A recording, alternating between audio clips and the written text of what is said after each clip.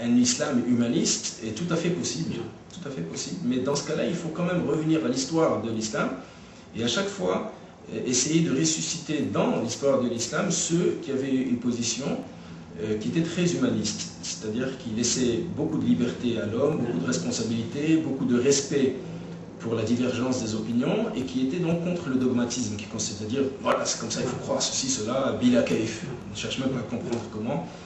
Donc j'ai donné cette conférence et ça a eu beaucoup de succès parce que beaucoup de Néerlandais qui étaient là, je crois que ça s'est passé à Félix Meritis, et beaucoup de gens qui étaient là, des Hollandais, ne savaient même pas qu'il y avait un islam humaniste dans l'histoire de l'islam, ils ne savaient pas ça. Ils croyaient que l'islam avait été depuis les débuts jusqu'à aujourd'hui celui des fondamentalistes.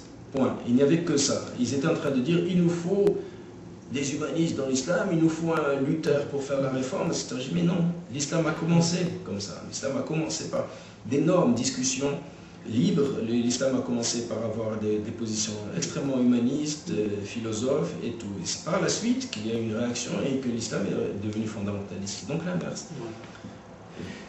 Monsieur Laroui, il y a une petite montagne, je crois, au nord du Maroc, qui s'appelle Jebel Laroui. Y a-t-il une relation entre Laroui et Laroui? C'est ce que dit mon oncle.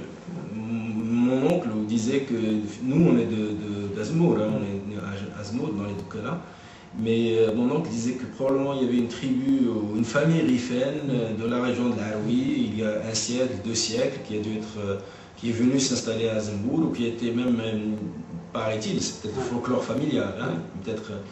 On a demandé, un sultan à l'époque a demandé à cette grande famille Laroui de la région de venir dans les Doukala. Ça, c'est des hypothèses.